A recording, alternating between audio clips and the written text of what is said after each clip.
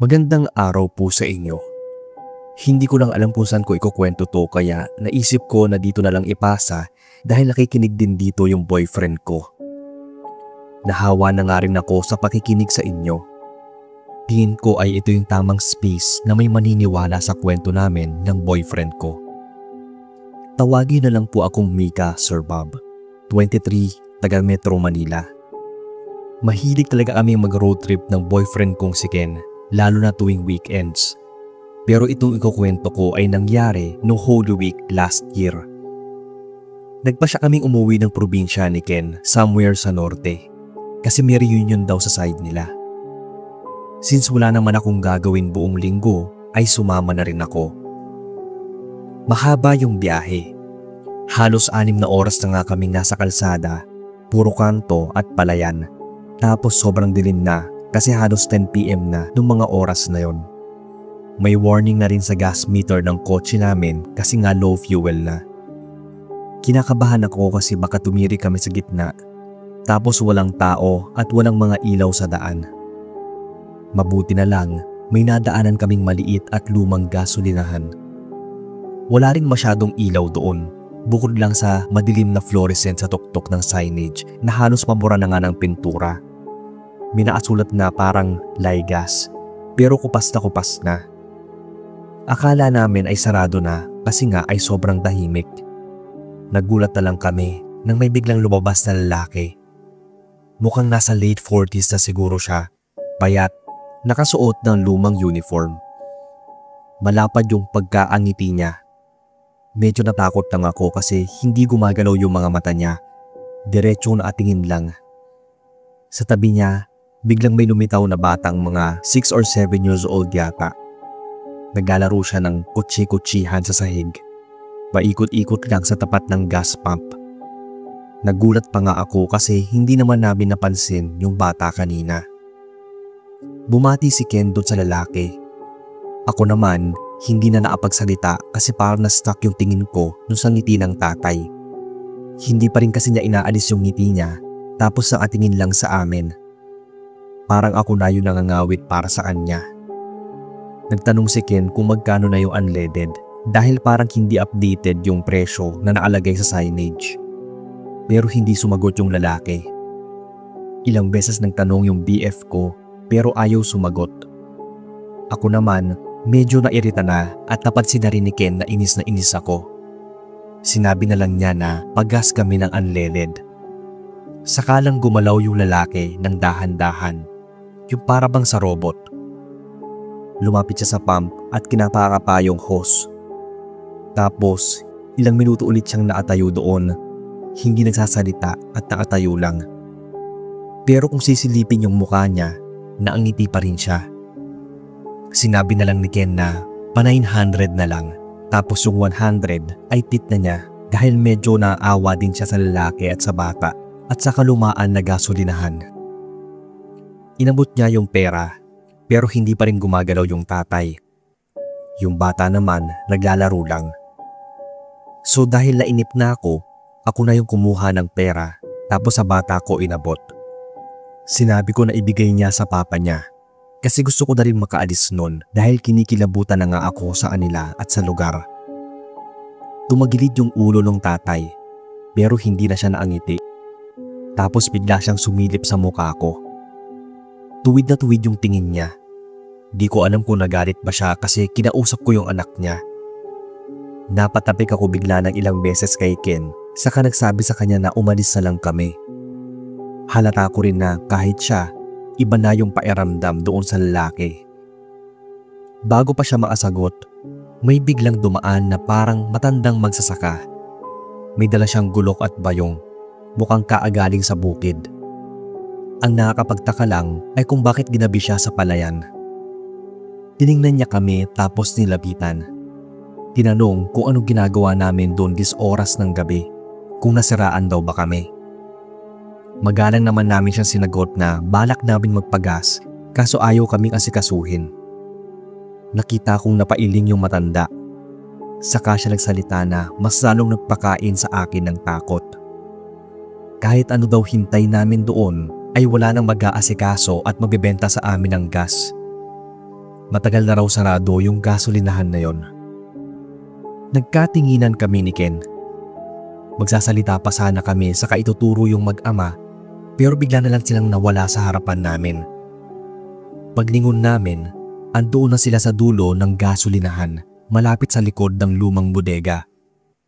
Pero mas lalo kaming natakot nang makita naming pareho na nakatingin sila sa amin. Naangiti ng sobrang lapad at baliktad pa nga yung leeg. Yung bata, hawak pa rin yung laruan niyang kutsi-kutsihan pero dumadaloy na yung dugo mula sa leeg niya. Nakalawit naman parang sirang manika yung leeg ng lalaki. Napatili ako bigla. Si Ken naman, agad in-start yung kotse. Pero bago kami makaalis, pinigilan kami ng matanda. Huwag daw kaming bastang tatakbo. Kung aalis daw kami ngayon, susundan kami ng mga yon. Kung ayaw daw kaming masundan ng mga ligaw na kaluluwa, mag-alay daw kami ng pagkain, saka dumaan sa simbahan at magdasal. Ipagdasal ang kanilang mga kaluluwa. Doon lang daw kami maliligtas. Kahit sobrang weirdo at takot, sinunod na lang namin yung matanda at taglapag kami ng dala naming pagkain. Isinakay din namin yung matanda dahil sasamahan niya raw kami sa simbahan. Sarado na raw kasi yun paggabi at hindi pagbubuksan kung hindi ka lokal. Sa kanya ikinuwento yung nangyari. Dati raw, may nagbabantay talaga sa gasolinahan na yon. Yun yung mag-amang nagpakita sa amin. Isang gabi, naiwan yung bata sa labas habang naglalaro. Hindi raw nito nakita yung paparating na kotse kaya nasagasaan yung bata. Sa sobrang galit ng tatay, sinugod niya yung sasakyan. Pero imbis na huminto, binangga rin siya at doon na siya natuluyan. Siguro ay nataranta rin yung driver tapos tinakbuhan lang sila. Hit and run kumbaga. Kotse daw yun ng dating anak ng mayor sa kanila kaya hindi rin nabigyan ng hustisya yung mag-ama. Hanggang sa nakalimutan na lang yung kaso. Maraming taon na ang nakalipas nang mangyari yon. Simula nun, gabi-gabi raw nagpapakita yung mag-ama sa gasolinahan kaya nalugi tapos nagpa siya yung may-ari na ipasara na lang. Pero may mga napapadaan pa rin daw at inaakalang bukas pa yung gas station. Kapag natatakot sila sa mag-ama, tumatakbo sila agad o umaalis. Madalas ay nadidisgrasya sa daan. Nanginginig na lang ako habang pinapaandar ni Ken yung kotse. Bago kami lumayo, sinilip ko ulit yung lugar. Wala na yung tatay at wala na rin yung bata. Pero ramdam at alam kong andoon pa rin sila. Bukod sa takot, nakaramdam din talaga ako ng awa sa kanila. Yung para bang ganito na lang talaga sa Pilipinas. Madalas kung wala kang pera, hindi mo makukuha ang hustisya. Hanggang sa maging kaluluwa na lang, pati na ang alaala mo. Pagdating namin sa simbahan, nagsindi agad kami ng kandila. Pero matagal ako nagdasal, hindi lang para sa kaligtasan namin, kundi para na rin sa tuluyang katahimikan ng mga kaluluwa ng mag-ama. Sana ay wala nang ibang makakita sa kanila o madisgrasya pa. Sana ay maging payapa na sila. Hindi ko na ikinuwento sa pamilya ni Ken yung nangyari. Pero simula nun, tuwing mag-road trip kami, dala ko na palagi yung rosary ko, pati na holy water. Kahit hanggang ngayon, tuwing naiisip ko yung itsura ng mag-ama, bukod sa awa ay nanlalamig at kinikilabutan pa rin ako. Hanggang dito na lang Sir Bob ang kwento namin ni Ken. Sana ay mabasa ninyo at mainarit sa channel. Mag-aabang po kami.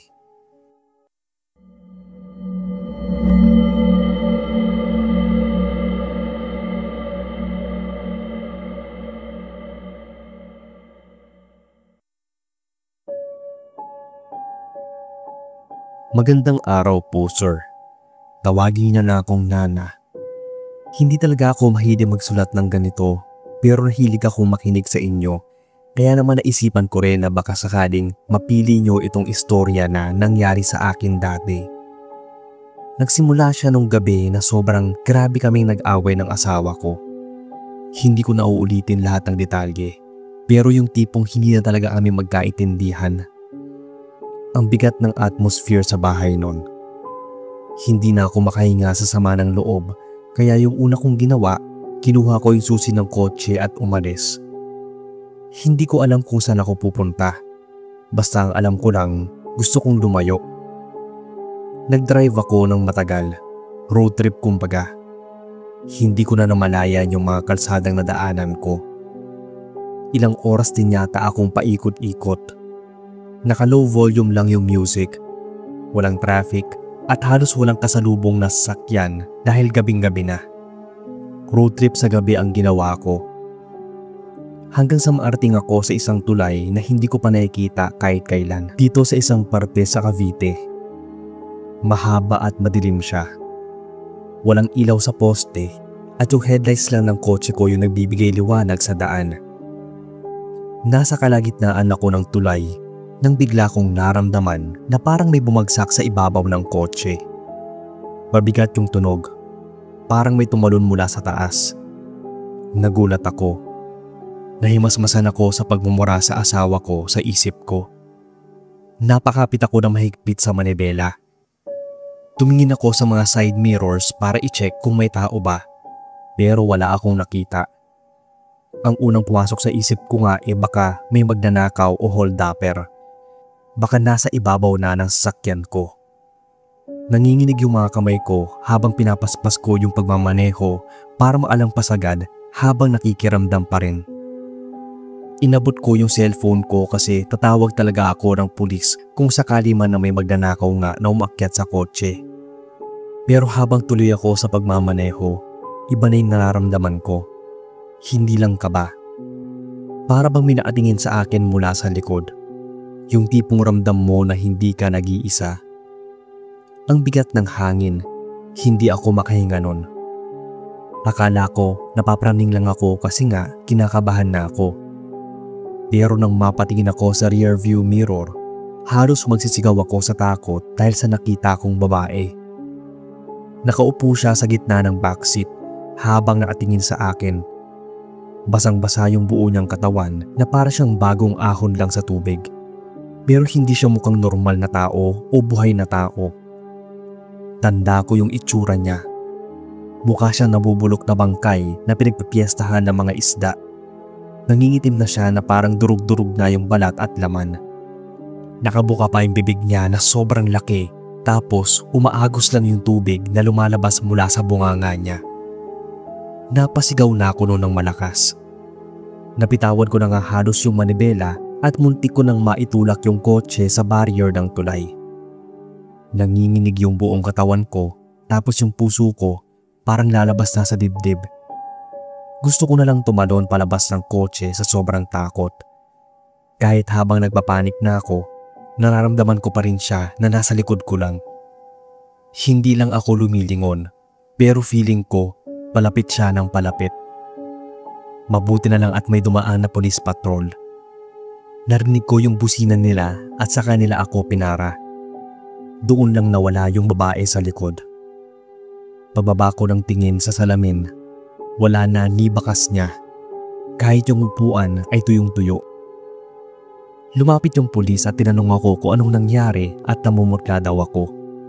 Nakita raw nila akong nagbagewang-gewang at muntikan ng mabangga. Hindi ako makapagsalita nun, kaya inisip nilang problemado ako kasi bigla na lang akong umiyak. Sinamahan at nag-drive na lang nila ako pauwi para daw masigurado silang ligtas ako. Pagka-uwi ko, napayakap na lang ako sa asawa ko at saka nagiiyak. Simula nung gabing yon, hindi na ako nagmamaneho mag-isa lalo na kapag dadaan sa tulay. Na hindi ko matandaan kung ano at first and last kong nakita sa tanang buhay ko. At kahit anong gawin ko, hindi ko makalimutan yung itsura ng babae. Hindi ko alam kung bakit siya nagpakita sa akin. Minsan, binabangungot pa rin ako na andoon siya at yung basang-basa niyang mga bakas na sinusundan ako hanggang sa loob ng bahay namin. Ito lang ang kwento ko, sir. Sana ay mabasa din niyo.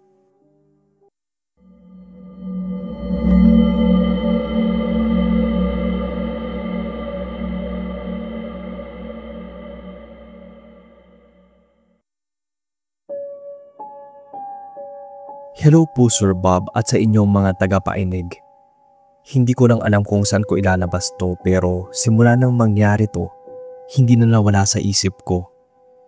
Hindi ko alam kung itong kwento ko matatawag bang paranormal o malas lang talaga. Basta ang sigurado ko, isang gabi lang yon pero binago na niya yung buhay naming lahat. Tawagin na lang pala ako sa nickname na Port, taga Cebu. Isang gabi noon taong 2010, nag-inuman kami sa bahay ng isa naming tropa. Madaling araw banda nung nagkayayaan kaming mag-road trip tapos drive-thru. Bali lasing na kaming lahat pero sabi ng tropa naming si Alan na may kotse, kaya naman daw niyang mag-drive. Lasing siya pero hindi naman daw sobra. Kumbaga tipsy lang. Ganon din naman ako. May tiwala naman kami sa kanya. Kasi siya talaga yung driver namin kaya sumakay na kaming lahat. At dahil may mga tama na kami, para na kaming mga pakawala. Todo music lang tapos minumura pa namin yung mga nadadaanan namin. Ewan, parang nan-trip lang kami nung una. Pero ang pinagtataka ko talaga, nasa passenger seat kasi ako. Nagulat na lang ako nang narinig kong parang nag-static yung radyo. Hindi naman namin ginamit yung radyo kasi naka-bluetooth yung speaker ng kotse. Pero sa pagitan ng mga kanta, parang may sumisingit sa boses. Napatingin ako sa radio panel.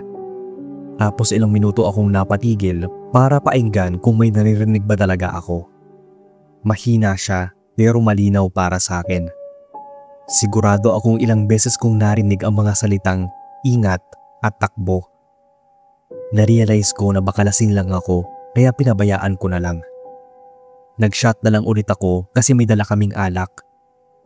Hindi ko na sinabi sa iba kasi ayokong magmukhang praning at baka asarin lang ako. Tuloy lang kami sa road trip. Hanggang sa may biglang tumakbong aso sa harapan ng sasakyan. Nawala ng kontrol si Alan, siguro kasi lasing na. Tapos may malakas na ilaw mula sa harap. Sumalubong sa amin yung truck ng semento. Saka dire-diretsong bumangga yung kotseng sinasakyan namin. Ramdam ko ba yung bigat ng impact? Yung pairamdam na parang laruan na inalog sa loob ng kahon. Tumagilid yung kotse, gumulong at andilyam ang lahat sa akin. Naririnig ko yung mga sigaw ng tropa ko, yung mga basag ng salamin at yung tunog ng mga bakal. Pagmulat ko, nasa ospital na ako. Puro benda yung katawan ko at may mga sugat akong malalim at bali sa buto, pero buhay ako. Yung ibang kasama namin, pare-parehong sugatan, puro tahi, galos. Pero si Alan, siya talaga yung may pinakamasamang lagay sa amin. Nabaldado siya. Hindi na raw siya makakalakad habang buhay. Doon ko lang ulit naalala yung narinig ko sa radyo. Yung mahinang boses na nagsabing, ingat sa katakbo. Hindi ko alam kung hallucination ba o dala yun ng alak o may babala talagang dumating sa amin. Pero kahit ano pa man yun, hindi yung boses ang kinakatakot ko ngayon. Ang mas nakakatakot, yung mismong nangyari sa amin. Yung trahedyang habang buhay ng sugat sa amin, lalo na sa kaibigan namin na wheelchair na siya pa namang mahilig magbaneho. At ako naman, halos araw-araw kong iniisip na baka kung nakinig ako sa radyo, baka kung nagpigil ako sa kanila at sumunod ako sa tama na hindi dapat magmaneho o bumiyahe kapag lasing, siguro ay hindi ganun ang nangyari sa amin. Kaya sana sa mga listeners nyo, laging maisipang mag-ingat at huwag kaming tutularan, lalo kapag nasa kalsada. Ito lang ang kwento ko, sir. Sana ay mainarate ninyo.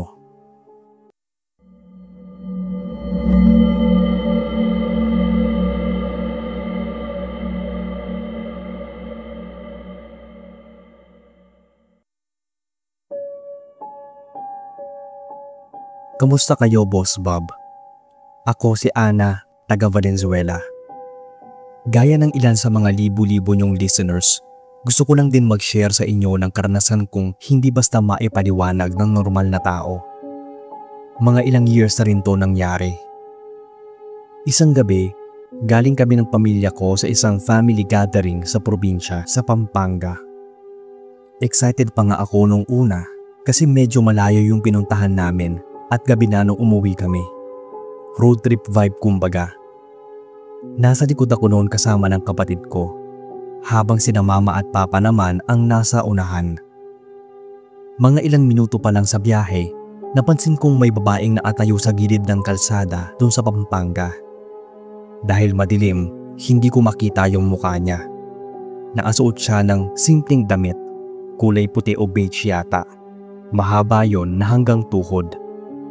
Hindi ko na lang pinansin kasi baka isa lang siya sa mga lokal na nakatambay o naghihintay ng masasakyan.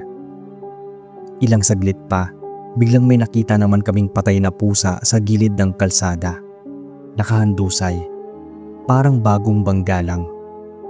Automatic akong napapikit dahil ayaw kong makakita ng mga hayop na nasasagasaan. Naiiyak kasi ako sa awa. Animal lover kasi ako. Kahit sina mama, narinig kong naawa sa pusa kaya pinagdahan-dahan niya ng drive si papa para hindi rin kami makasagasa. Habang tumatagal, parang nagiging weird yung daanan kasi after ng ilang kilometro, napansin ko ulit yung parehong babae. Nakatayo lang siya ulit sa gilid. Parehas na parehas yung ayos, parehas yung postura ng katawan niya at hindi pa rin makita yung mukha niya dahil sa dilim. Doon na ako kinilabutan kasi parang imposible naman na andun ulit siya, na ganun ulit yung itsura niya. Pinilit kong itago yung kaba pero hindi ko napigilang sabihin sa kapatid ko. Sinabi ko na parang nakita na namin kanina yung babae. Nagulat siya kasi napansin din niya at akala nga niya ay siya lang yung nakakita.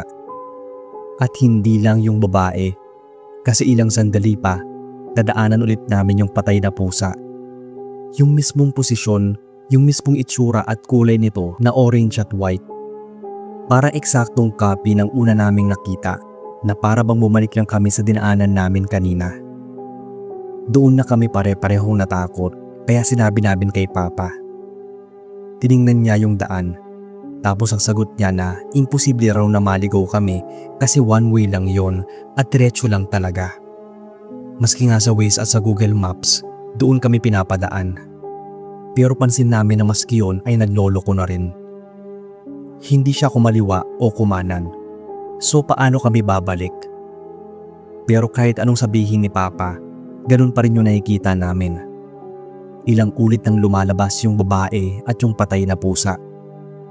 Natahimik kami. Alam kong ayaw lang aminin ni na mama pero ramdam ko na pati sila ay takot na. Kahit sila ay paulit-ulit nang napapansin na nadadaanan namin yung babae. Nagkatinginan na lang kami. Tapos sa tuwing madadaanan namin yung babae, napapatingin talaga kami. Kasi bukod sa paulit-ulit siyang nadadaanan, paiba-iba naman yung lugar kung saan namin siya nakikita. Kumbaga, hindi kami naliligaw. Pero ang nakapagtataka, paanong palaging andoon yung babae pati yung patay na pusa. Nang makita ulit namin yung babae, napansin ko bigla na umiiyak pala siya at duguan. Doon na ako sobrang natakot. Nagsabi na ako kay papa na bilisan na niya kasi takot na ako. Napapikit na lang ako dahil ayaw ko siyang makita. Pero mas lalo akong natakot nung pumigit ako kasi pakiramdam ko ay nasa tabi ko siya. Nakatapat mismo yung mukha niya sa tenga ko. Napansin yata ni mama na umiiyak na ako. Kahit yung kapatid ko ay umiiyak ng tahimik. Nagsabi si mama na magdasal na lang kaming lahat. Nagsimula si papa sa pagdadasal. Ramdam ko yung kaba. Yung pawis sa kamay ko kahit malamig naman yung aircon. Ang tagal namin nagdasal nun. Ilang beses pa rin namin nadaanan yung babae. Kaya palakas rin ng palakas yung dasal namin na halos nakakabingi na. Hanggang sa makita na namin yung exit palabas ng daan na yon. Paglabas namin sa highway, doon na gumaan yung loob ko. Nagbalik na yung mga ilaw ng poste, may ilan ng mga kotse, at kahit papaano, parang naging normal yung paligid. Para akong nabunutan ng tinik, pero hindi pa rin ako inaalisan ng takot. Kasi bago kami tuluyang lumiko papunta sa highway, napatingin ako sa side mirror. doon ko nakita yung babae. Nakatingin siya sa akin na para bang hinahabol ako ng mga mata niya. Tapos naglakad siya papunta sa gitna ng kalsada. At kahit na malayo na kami, ramdam ko pa rin yung presensya niya. Hindi namin yun kailanman pinag-usapan ng pamilya ko kahit makauwi. Kahit sa kapatid ko, hindi na namin pinagkwentuhan pa yung nangyari. Tingin ko kasi na trauma kami at hindi namin alam kung paano hihimayin yung nangyari sa amin. Pero sa aming lahat, ako talaga yung hindi makalimot hanggang ngayon. Minsan kasi ay nananaginip pa rin ako na andun kami sa kalsadang yon. Paikot-ikot at walang katapusan. Hanggang sa yung babae, hindi na sa labas nakatayo, kundi sa loob na at katabi ko sa likod ng kotse. Tapos bigla na lang ako magigising nun. Hindi ko alam kung anong pahiwatig nun, pero ang creepy talaga.